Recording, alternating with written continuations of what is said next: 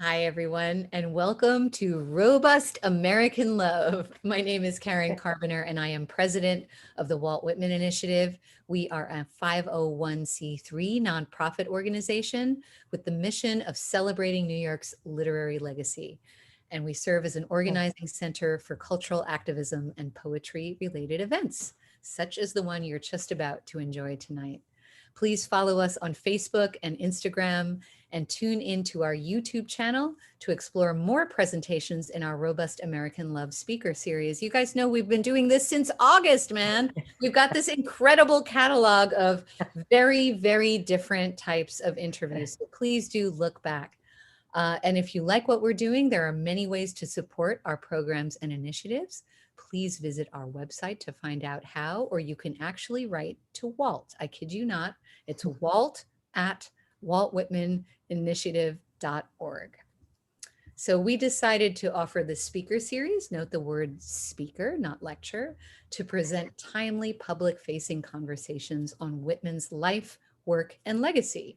You'll hear conversations and enjoy presentations by teachers, poets, graduate students, artists, printers, neighborhood activists, and theatrical directors, such as tonight. They are not designed to be academic talks, but very free, open, informal discussions that we end by inviting your questions for a Q&A with the speaker. So if you're watching on YouTube live tonight, please make sure to post your questions in the chat section. If you miss one of our sessions, or if you're viewing this off of Thursdays at our typical time, 6 to 7, you can always catch up with what we're doing at our YouTube channel, the Walt Whitman Initiative YouTube channel. At the waltwhitmaninitiative.org website, we always list what is coming up, so you can always keep up with our latest news. And speaking of which, I'd like to announce next week's talk. Very, very excited about this, November 19th, and we will be an hour earlier next week for the first time. So we're usually 6 to 7.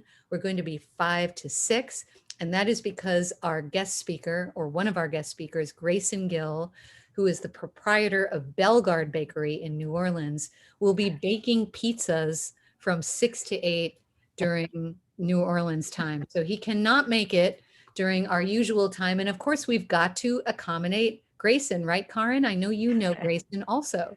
Lovely man. This an amazing, amazing guy, a former student of mine who actually dropped out of NYU and established this unbelievable bakery down in New Orleans called Bellegarde.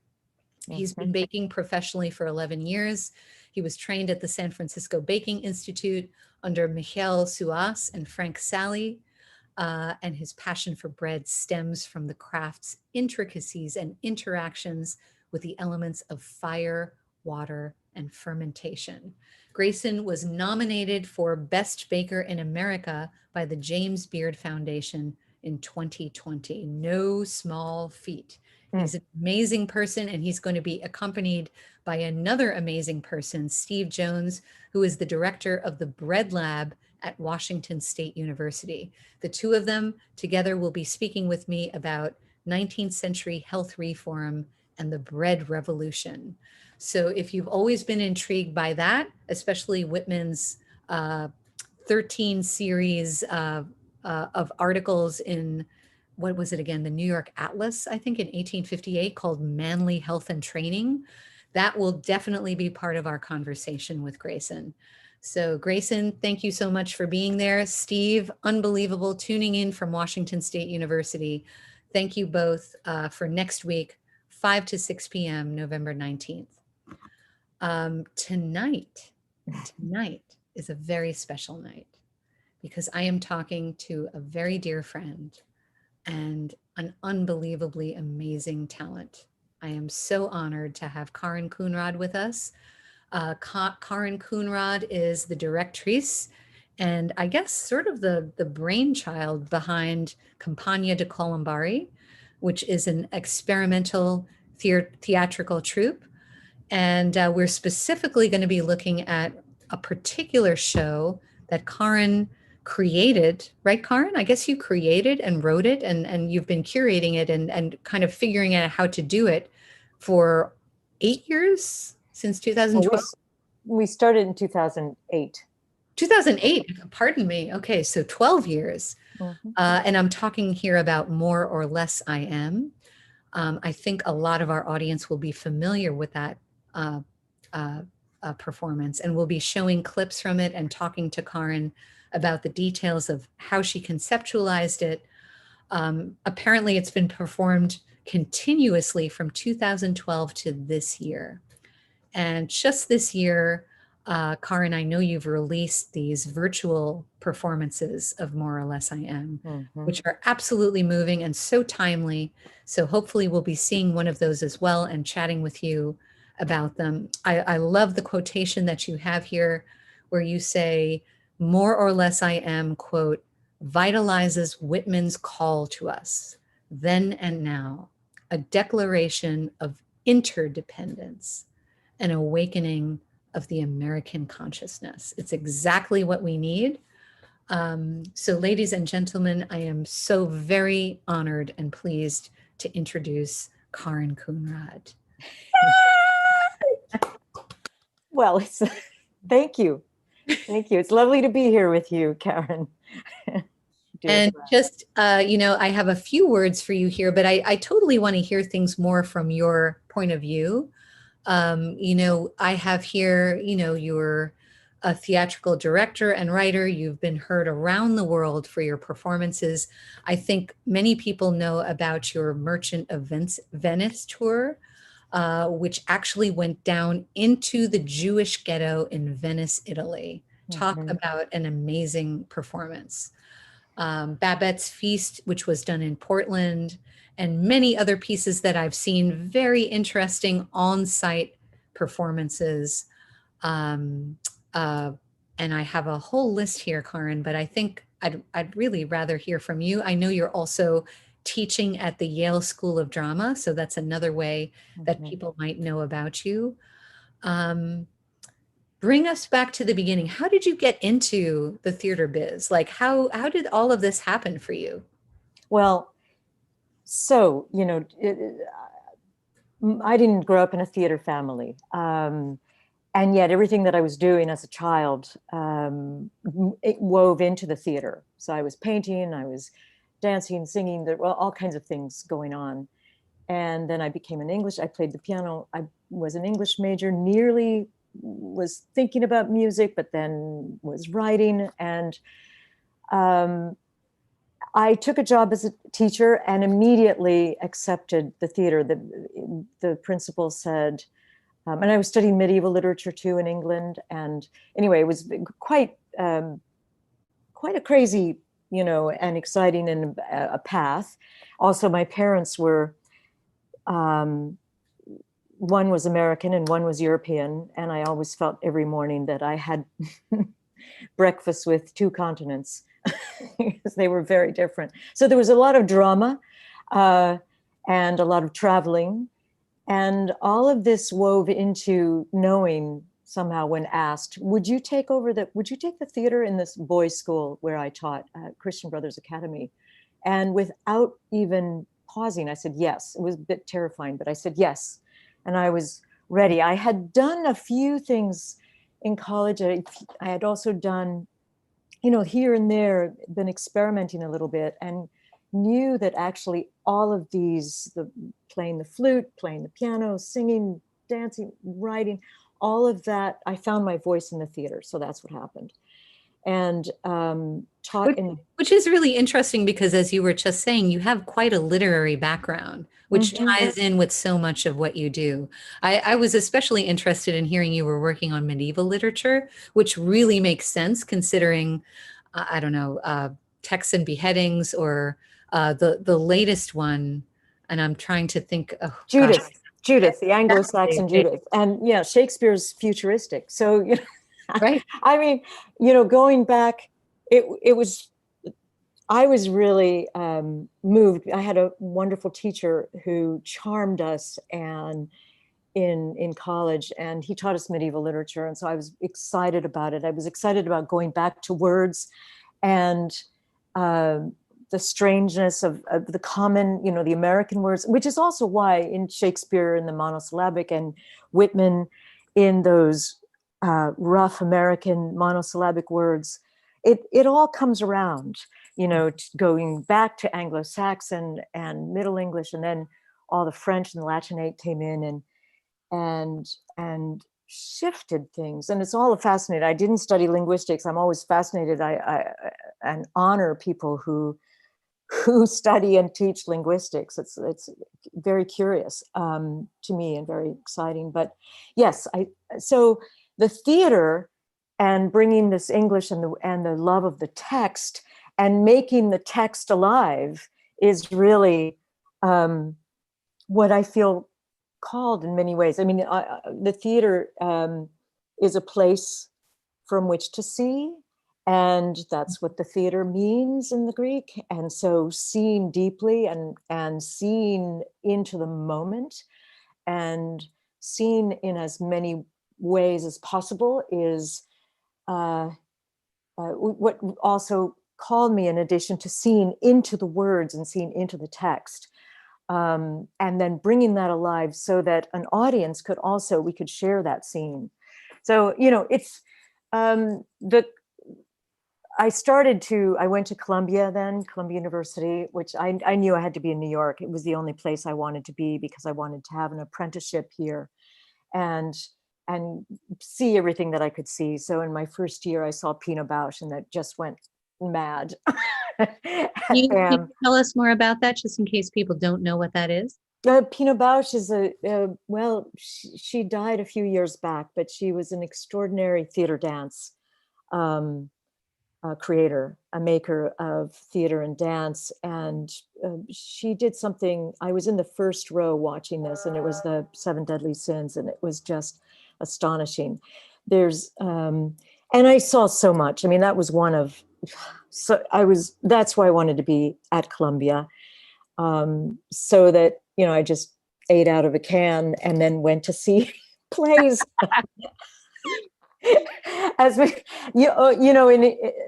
Only to be outdone by going to England, where you can see 3 plays in one day. In New York, you can only see 2. But in England, in London, you can see 3 sometimes, and for many more days. Anyway, but it was a joy to be here and to, and then to, I was mentored by Liviu Ciule, who's a Romanian who died in 2011. And he came into my class, and immediately I was just, he reminded me of my nonno, my grandfather. He had a very Italian, very kind of elegance about him, and we bonded, and I assisted him. So anyway, from there, I started my company. I was always on fast forward. Started my first company. Oh, okay. So this was not Compagnia de Colombari. No, Compagnia de Colombari is from 2004.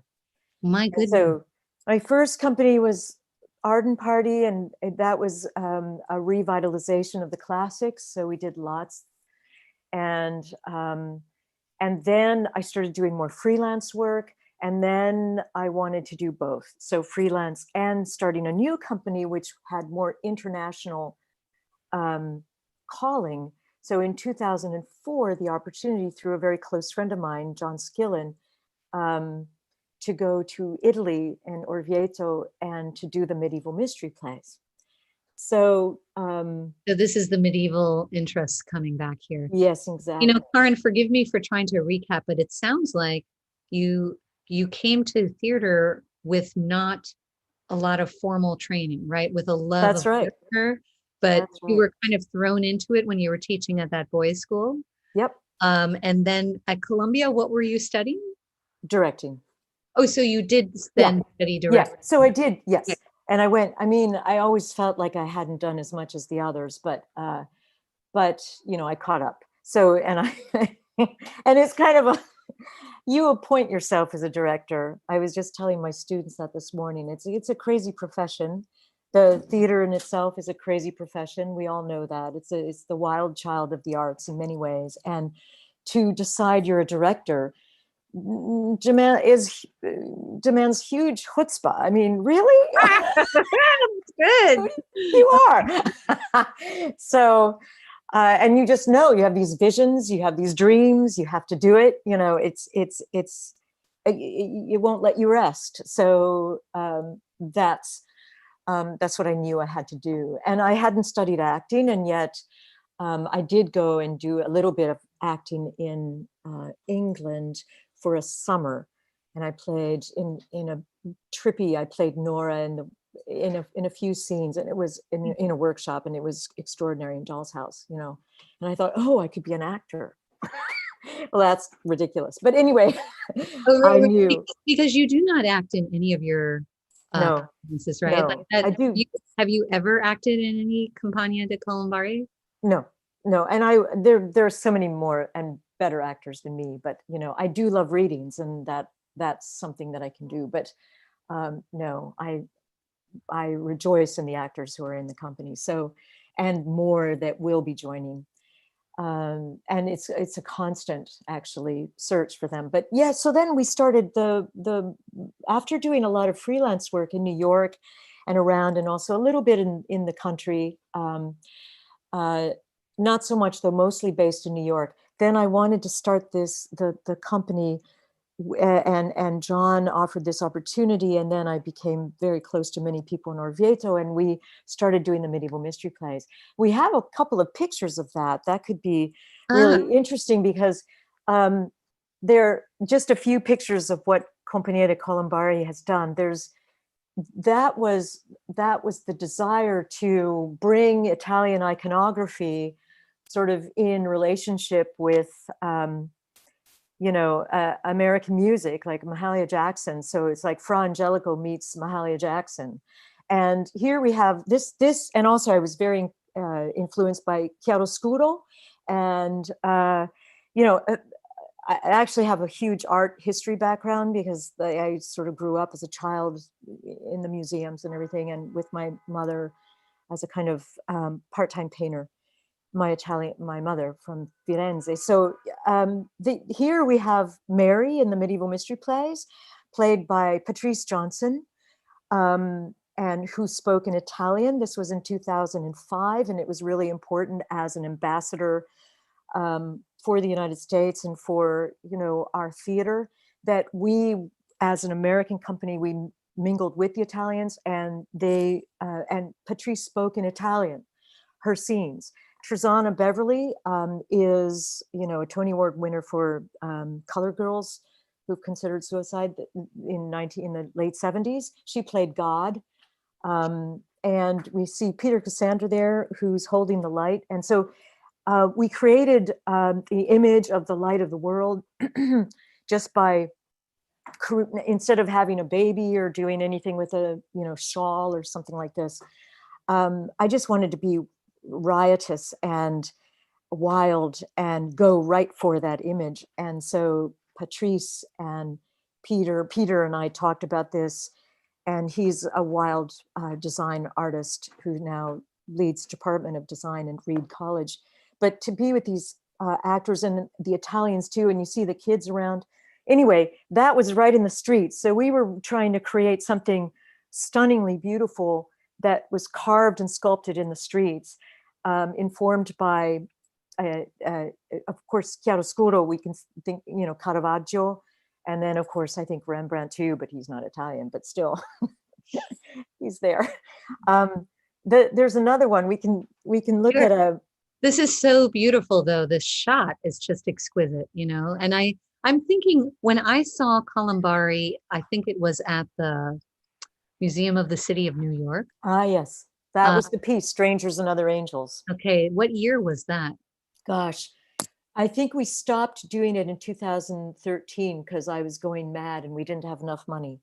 And we would do it for just one day in the streets. But, the streets of New York and the distractions, so that was pretty wild what we were doing, and exciting, because did you come when we had the mariachi band? We had we unfortunately missed that.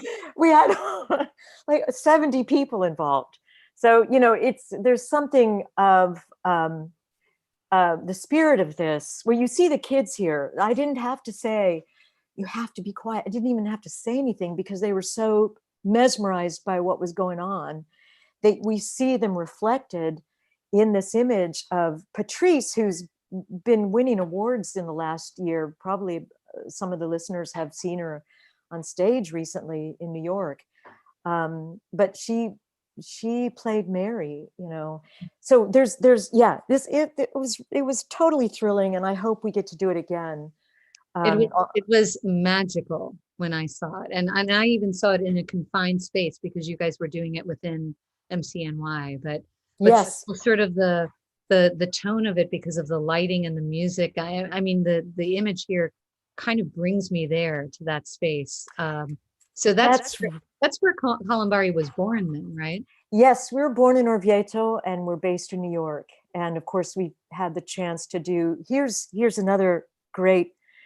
I'm excited about this image because these are all the angels, and we call the piece now "Strangers and Other Angels." And it seems like such a great title for these days. Um, you know, it comes from the book of Hebrews.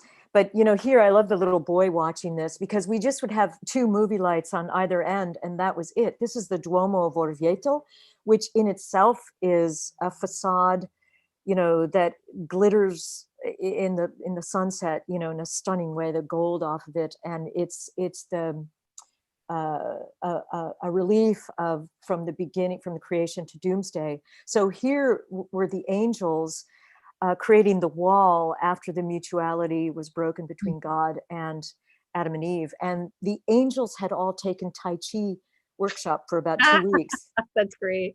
So they were in boot camp for Tai Chi boot camp, man. And they, so I again wanted them to create such a fierce wall. And you see the one angel right in the middle who's got these hands like this. She was sort of the captain, an Italian, an Orvietana. And then we had 4 continents represented there: Africa, America, Asia, and Europe. And that was just so thrilling to me because, you know, angels from all over. And on the Duomo, which is usually people just look at the Duomo, but, you know, and it's a stunning thing to look at.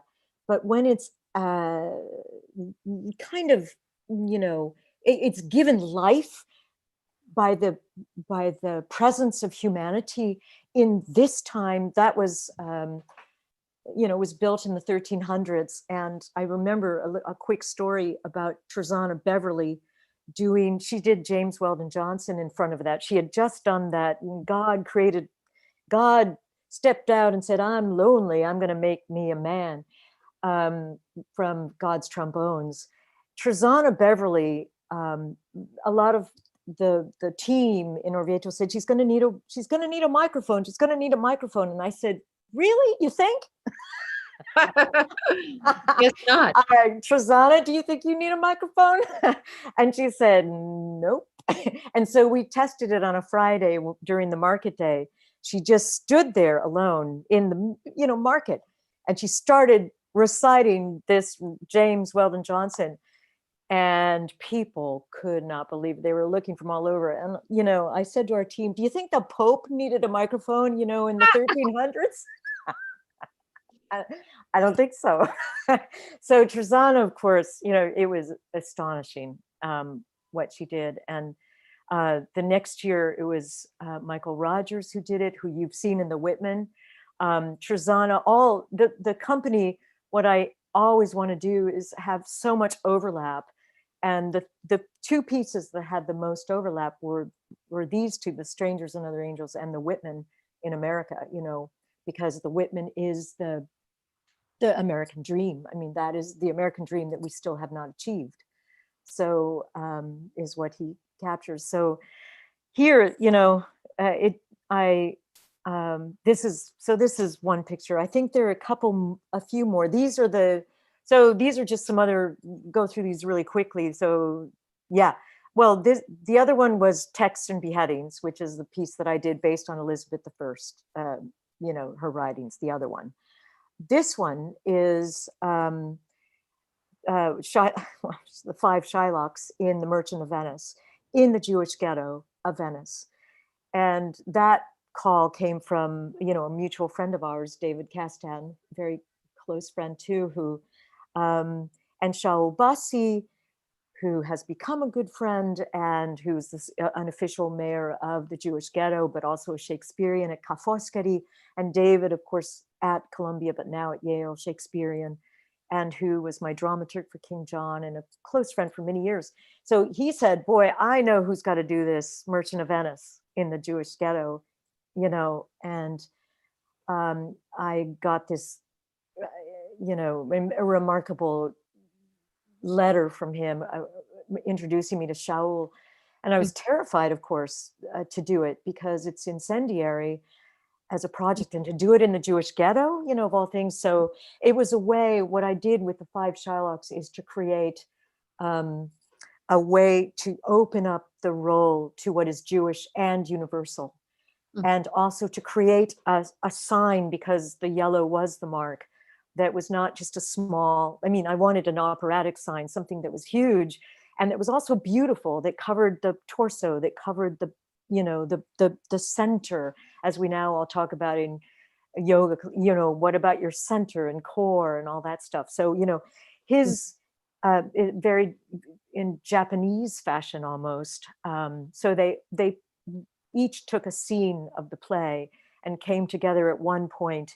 And the Shylock number 3 is always played by a woman who creates this huge howl when Jessica is taken away.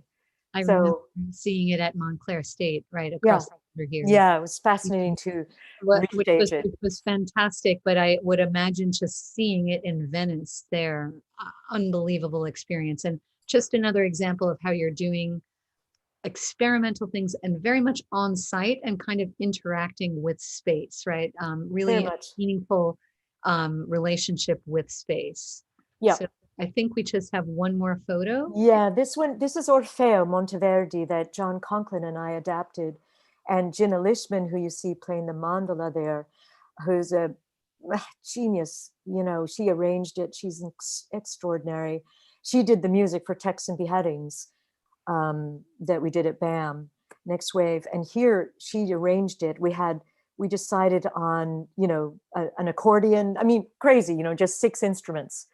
And only had 3 singers instead of the chorus of shepherds. But we did it in this Palazzo Simoncelli, which is, you know, again, through advisory board member, my close friend, John Skill, and through his connection in his professorship, so that it always had been a dream of mine to perform in this courtyard. And so we did this piece there, and it was stunning. We had about 100 people gathered just, you know, on the right, and had the audience join in, learn the song, and then join in at the end.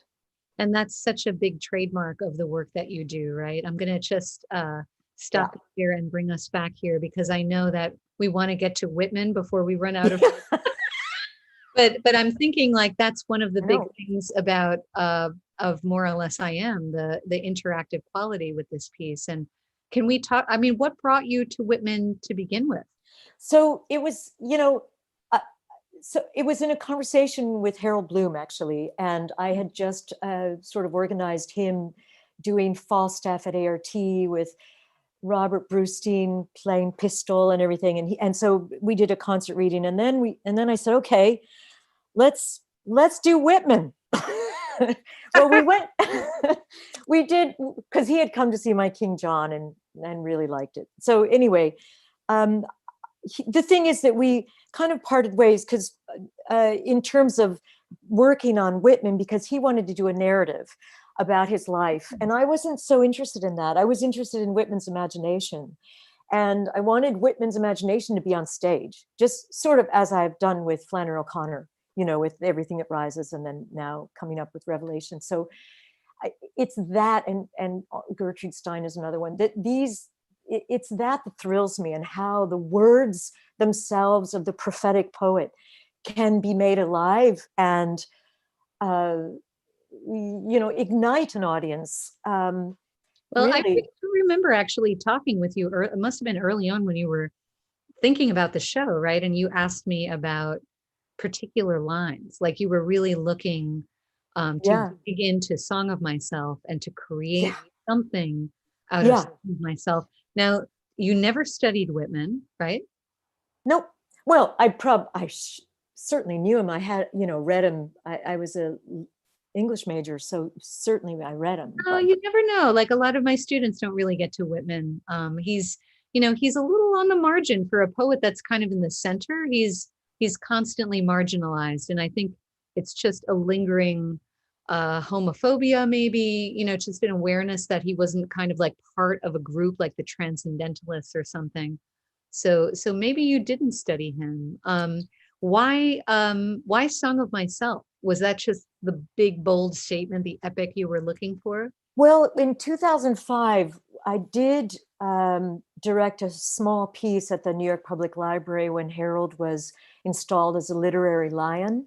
And so I brought Wayne Escoffery from the Mingus Big Band on the saxophone, and then Michael Stuhlbarg and Michael Rogers to do, along with Harold, reciting pieces. So, and it was on the occasion of the 150th anniversary of the 1855 edition. Right. And so we were at New York Public Library. So that's when I, read Harold's marvelous introduction to that publication, and got really, really jazzed about radical and first impulses, and on the scene when he was 36 years old, and polarization. And in 2005, and then as we were really starting work, 2008, I mean, now that polarization makes this polarization. I mean, we've been polarized for a while, right? So, but I thought, here's a voice that he's an American poet. Can he reconcile us? Is there something in going deep into what it is to be American that can, allow us to keep moving in this American experiment and keep, finish it, keep going, not finish, but keep going, because we're not there yet. We haven't achieved, so he says things that are so extraordinary, and so that's what excited me. And I wanted to bring, so I then teamed up with John Halpern, who had also, been very, very generous in his considerations of my work. And so he had written to me, or no, I thanked him. I remembered Richard Foreman used to thank people, so thank reviewers. So I said, you know what? I'm going to thank those reviewers who were so nice to me. So then he called me, or he said, and so we became friends. So John Halpern, and he said, it really pays to be nice. This is a huge thing for me too, but just saying thank you, right? Just being gracious. Look what that led to. I know, because he was so, and I thought, he said all that about my King John, and I never said thank you. So I wrote him a thank you note from Italy, and then we got together, and then we talked about, well, we should work on. So he wanted to produce Whitman, and so we started to work, and we brought together. I saw at Barge Music this incredible group of composers who I had this huge crush on these guys. The Brooklyn Writer, and it was Colin Jacobson and Eric Jacobson, and two others who I don't know so well. I know one of them's a Russian, and the other one, Nick, I think. Anyway, but I said to them, oh my, you guys at Barge Music. And I saw them and I said, would you like to do something with Whitman? Which, by the way, if people are listening, Barge Music is an actual coffee barge from the triangular slave trade that's docked at Brooklyn Ferry, Fulton Ferry Landing, where it's an amazing place. Where Walt went daily for a while, and he conceptualized Crossing Brooklyn Ferry, the great epic poem to New York. So it actually makes sense that this all started right there at Barge Music. Yeah, and that's where our first show in May 2010 was, at Barge Music. And so Colin and Eric brought in Kyle Santa, who's the guitarist, and then they brought in Alex Supp, who's the flutist. And the four musicians and four actors, including Michael Potts, who and everybody who's going to be in a big film coming up in December, that George Wolfe directed, but he was one of the originals, along with Elliot Villar and Jorge Rubio, who's now in Lima, Peru. So we got together and we went through we just, read so much of the poem. And then the composers, I said, they divvied it up and also were working beautifully together and doing a lot of research. Anyway, and the music I adore. I mean, the music is just extraordinary. And they were so moved by hearing the sounds of, and one of the words in the actors' mouths. Michael Potts, when he did Immense, when he read Immense are the preparations made for me, I said to Michael, which is something I do sometimes, I said, would just kind of sing it? And I know he's so musical. I mean, he's so talented. And just kind of sing it. And Kyle, who was going to take that on as the composer, just took that and enhanced it. And so the song that Kyle has enhanced actually came from Michael on the first day, the first read. And it just causes people to weep. And that's at the end of episode 4. Which we want to see some of the episodes, because they're just so marvelous before we run out of time. But just to kind of rehash what you're saying, first you all selected the words, right? Yeah. First you went through the poem, and then you kind of composed the music. But as you say, there is often a musical accompaniment. Sometimes the words are just talked over, like recitative or whatever, but then you have these wonderful arias in there too, right? There's sort of an operatic feeling to the piece, I guess. Yeah, there's Ye Priests, which is about all the faiths of the world, and we're working on that right now, actually, because we've been asked to do 3 more installments, and that is. You mean 3 more installments of the virtual version? Yeah. I Am. So just for the audience, More or Less I Am as a theatrical piece is a finessed piece that has been performed everywhere. But the new direction in this COVID moment is to actually bring it when you can't be present, right? So these virtual performances, and you have 4 so far. Is that we're going to have 3 more. Right. I think I have, I will just show people by sharing the screen. Do you want to see episode 2? I do, but I just want to show everyone, we have them up at the Walt Whitman Initiative. We've just put up episodes 1, 2, 3, and 4. They're all available on Vimeo. And actually, Karin, if you want to see 2? Yeah, the second one, which is The City. It's the one called The City. This is the one that I have up on my screen here. So I guess this is 7 minutes long. We'll let the whole thing roll. Do you want to do that? Yes. Is it called The City? I can't see it. Yeah, yes, that's it. Yeah. We don't have to see the credits at the end. That's probably 5 minutes. All right. So, okay, cool. I'm going to let it roll, and then we will chat about it at the end. But again, this was just released this year. What month was number 2 released? I think this was released in May. Right. And I remember seeing this and weeping. So audience out there, get your tissues out, next to your popcorn, whatever you're snacking on right now, and just sit back and enjoy the virtual installment of More or Less I Am, number 2, available on Vimeo and also at the Colombari website, right? The Compagnia de Colombari website, and also the Whitman Initiative website. So let us sit back and enjoy.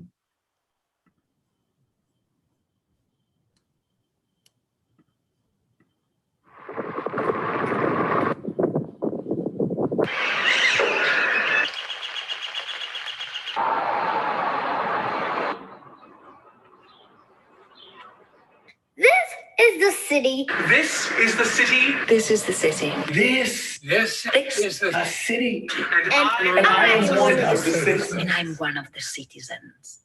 Ooh, it's a little bit. This is the city, and I am one of its citizens. Whatever interests the rest interests me. Politics, churches, newspapers, schools, benevolent societies, improvements, banks, tariffs, steamships, factories, markets, stocks and stores and real estate. and personal estate.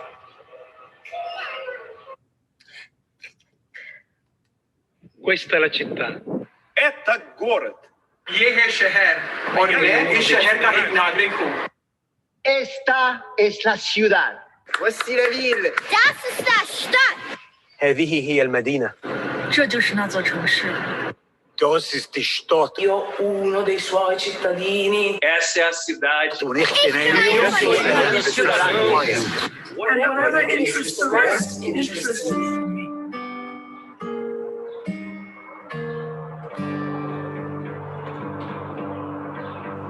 The pure contralto sings in the organ loft.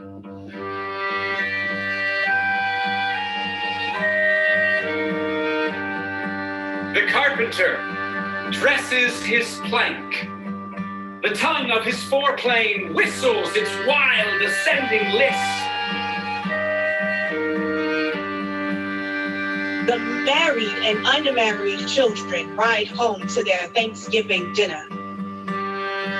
The pilot seizes the kingpin. He heaves down with a strong arm. The mate stands braced in the whaleboat. Lance and harpoon are ready. The duck shooter walks by, silent and cautious, stretches. The deacons are ordained with crossed hands at the altar. The spinning girl retreats and advances to the hum of the big wheel. The farmer stops by the bars of a Sunday and looks at the oats and rye. The lunatic is carried at last to the asylum, a confirmed case. He will never sleep anymore, as he did in the cot in his mother's bedroom. The jewelry printer with gray hair and gaunt jaws works at his case. He turns his quid of tobacco. His eyes get blurred with the manuscript. The malformed limbs are tied to the anatomist's table. What is removed drops horribly into a pill. The bride unrumbles her white dress. The minute hand of the clock moves slowly. The opium eater reclines with rigid head and just opened lips.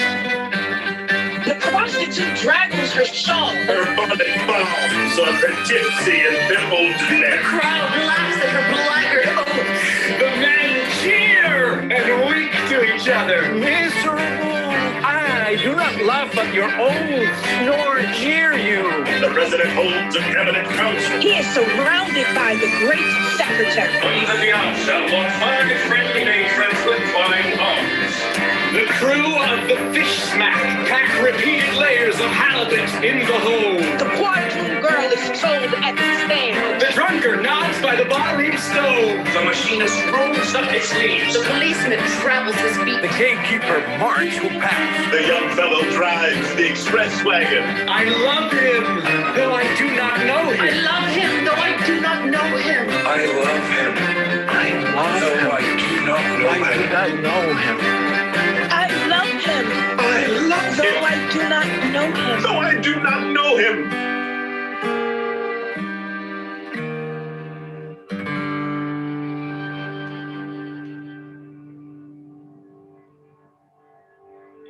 The city sleeps, and the country sleeps. The living sleep for their time. The dead sleep for their time.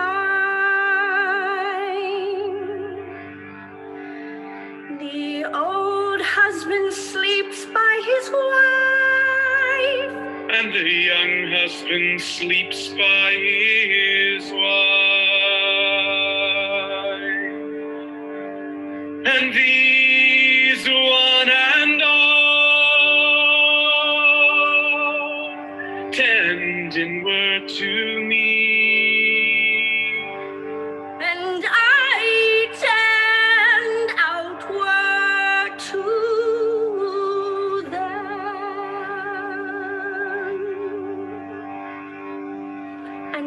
much as it is to be a thief. More or less,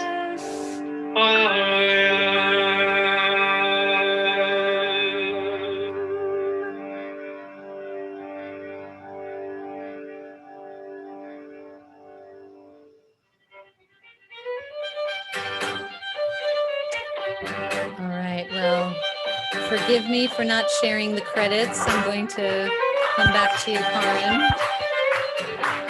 My goodness, if I can figure out a way to stop this amazing music. Hold on, here we go. And the sound was a little funny, but I don't know how it's the way it is, but. Yeah, sorry, it was coming out clear on my end, but it's quite possible that it, that it did not for others. Sorry about that. That's okay. We have to work on the sound anyway. That's one thing we're working on for sure. I think that is part of the charm of it, right? That it is, it has the feel of a homemade production, and it's intimate. You go into the spaces of the performers. I'm as mesmerized with their voices as I am with looking at their backgrounds, right? Mm-hmm. And kind of putting them within their spaces. I mean, all these individuals coming together and bringing to life this catalog, because it's one of the famous catalogs from Song of Myself. And what's really funny is, with the Song of Myself marathon that we do every year here in New York City around Whitman's birthday, those parts are always the last to go. Like, people just don't gravitate towards the catalogs. Yeah. But maybe you can talk about why you selected instead of a more narrative version of the poem, like a photo album, right? A photo album of America here. Yeah, exactly. I mean, it's like daguerreotypes, of little genre studies. I mean, I love that. I love what is challenging. And so, the narrative, to make a narrative, it's a question about what is a story, what is a narrative. And so to create another narrative and a bigger narrative, and the catalog is really remarkable. And I just knew that we had to do it. It was one of the first things I was drawn to. In fact, I thought, oh my gosh, we're going to do this. Now, I knew that the thing had to be about an hour long. I didn't want it. I didn't want to do, a kind of 2-hour thing in the performance. And so we needed to excise. I think that's one of the things. You have to be a strong editor, in the making of a theater piece. I mean, that's what most of it is, it's like, nope, it's like making a film. That's on the floor. It's kind of sweet and it's a nice memory, but out. So and then sometimes I look at the poem and I add something in, like, the 5 friendly matrons. I always loved that little business with the president, and the 5 friendly matrons. And so added that back in. But that catalog, and we only have starting with the soprano, the contralto, is when we do it in person live, they stand next to each other and they are doing these gestures. Of course, some of them had some of the gestures in the intimacy of the screen. But it was really interesting to work on the new form and find, and this is one thing I've been thinking about, the intimacy is actually, that's what it's about. And Whitman, who is nothing if not intimate, in that he speaks to his reader. He says, you up there, and you say, oh, that's me now. You up there, moi, so this is a moment that, and also the collective I, that a company of varied people can play the I, that the poem starts with I and ends with you without punctuation, so that each one then takes fiercely this little role in the catalog, that he brings the living and the dead together, which is what the More or Less I Am. And Kyle Sana, the guitarist, made that song.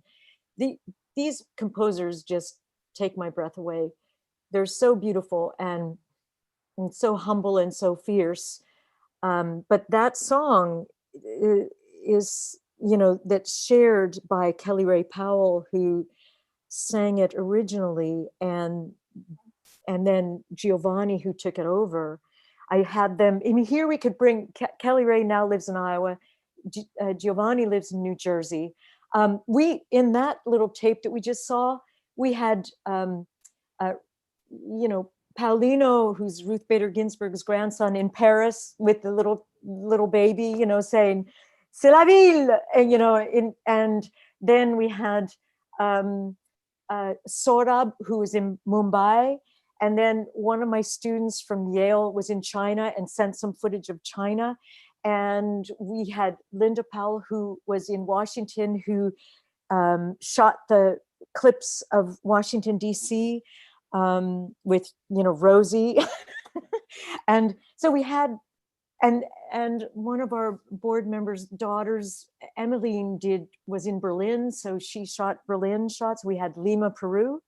Jorge is in Lima now, so he said "Esta a la ciudad," and we had, and then one of my actors is Arabic, and so he was in Washington and played. So we wanted.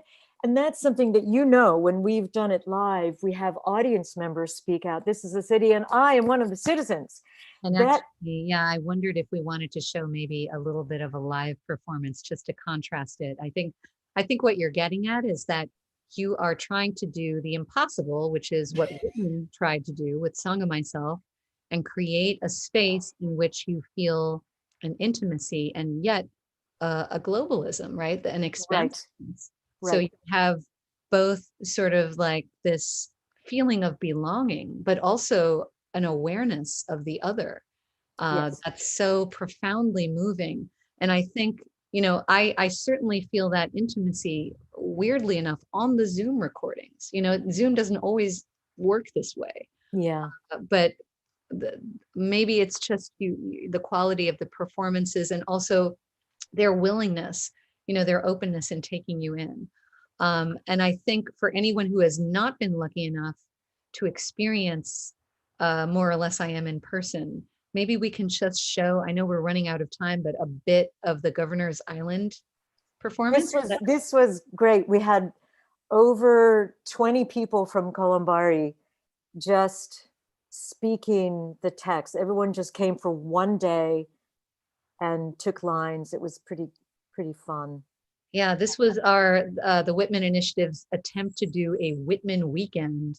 And the big moment actually where it was you, Colombari, coming and doing this incredible performance. So it's 4 minutes. I think we can play the whole thing, right? Again, forgive me for not rolling the credits at the end, but we don't need credits. Enjoy a live, as live as we can get right now, right? Of More or Less I Am. And I'm going to shut us down to bring attention to the video.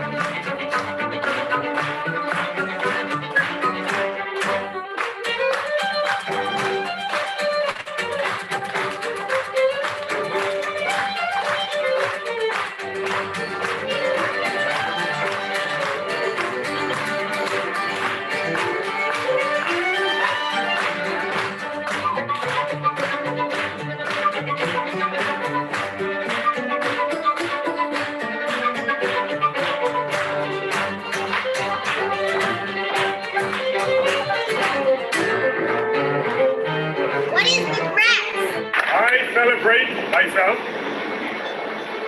What I assume, you shall assume. For every atom belonging to me, the good belongs to you. Have you been proud to get at the meaning of tolerance? Stop this day and night with me, and you shall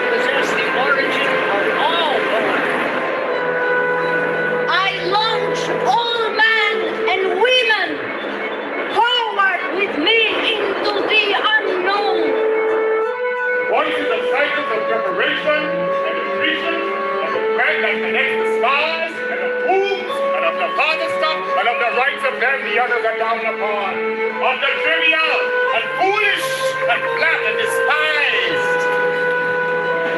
To me, forbidden voices, voices of sexes and lusts, voices veiled.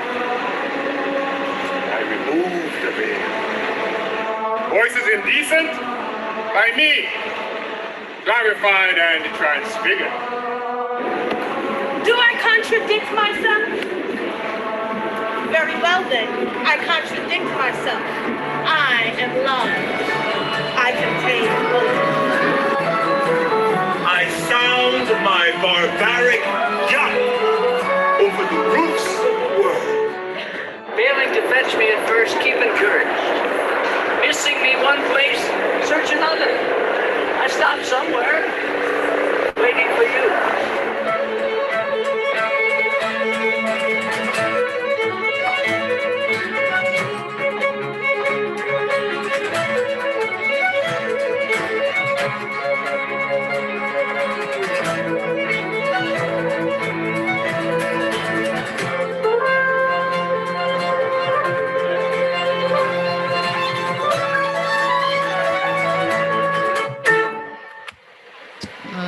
Goodness. Wow, so great to relive that, man. Oh, that is just amazing, you know, and I hope that our audience got a sense of how interactive the performance is, right? That the performers are kind of standing and mingling amidst the audience. So you feel surrounded by the poem, you know, by the words.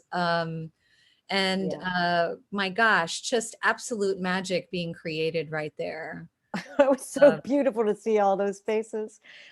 Oh, and to think about how, well, you know, we will go back to this one day, and maybe you can tell us a bit about the future of More or Less I Am. What are you thinking right now? Are you thinking beyond the virtual performances? Are you trying to get something going, you know, that's live again, maybe for next year? Well, we'll see if we do something in the Hamptons for, you know,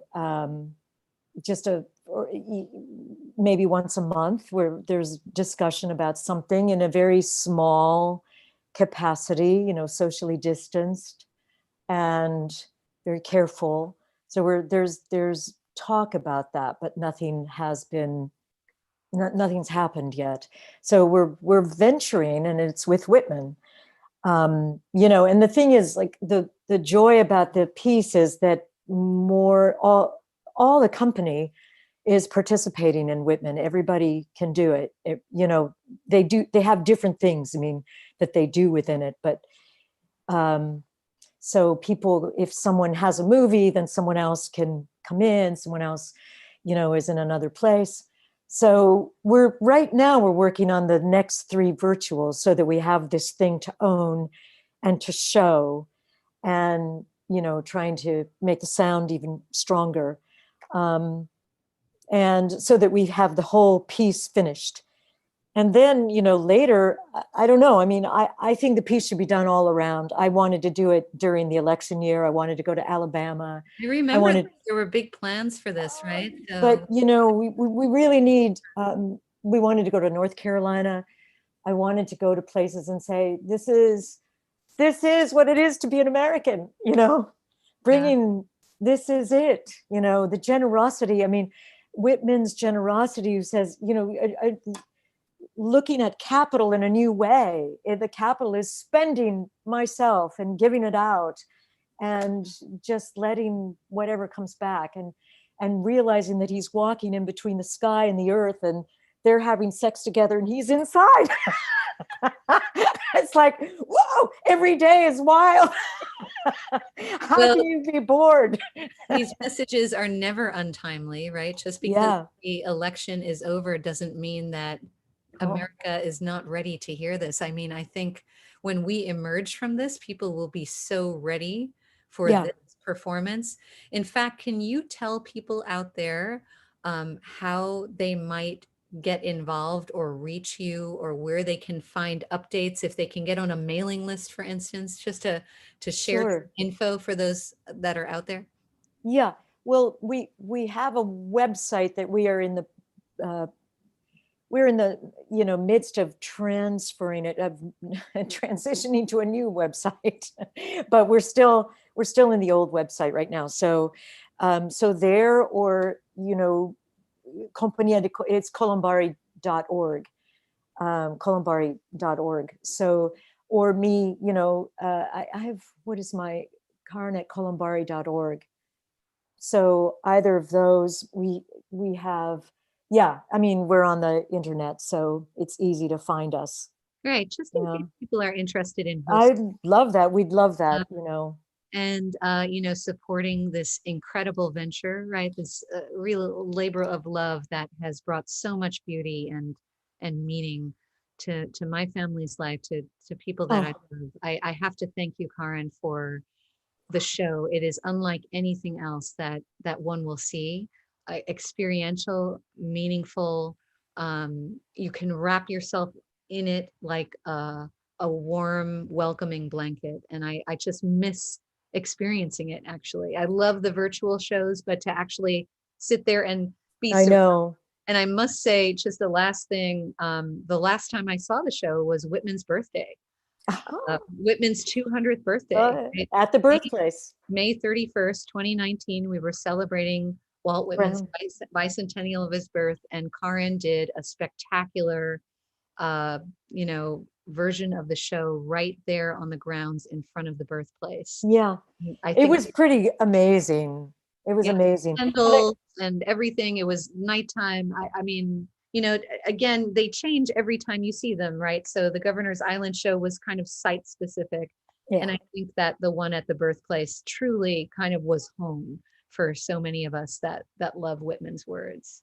It was remarkable. I just want to add to that, though, is that I love it when Whitman is really sly and witty and enraged. And so I like bringing all that out of him too, because I think we need to be challenged, and as well as, so we can see and move because we challenge ourselves. We're challenging ourselves, because all great writers write it in this prophetic manner. And so to inhabit that means that it changes us. And when we believe in that, then that changes an audience, and that we all come together, and it's like, what just happened? Wow. Words to live by. Thank you so much, Karin. And, thank you for the show, and can't wait till we can all hug each other and actually see it again. Loved having you on the program, and, so much more to talk about. Maybe we can invite you back next year, especially when announcements come out about what is happening with the show. Thank you, everyone, for tuning in. Please remember, next week with Grace and Gil and Steve from the Bread Institute at Washington State University, we're at 5 o'clock instead of 6 o'clock. And I want to put out a special shout out to Jesse Morandi, who is the vice president of the Walt Whitman Initiative. Without Jesse, none of this would happen. He is the mastermind behind these Zoom sessions. So thank you, Jesse. Woo! All right, Walt Whitman himself. Good night, everyone.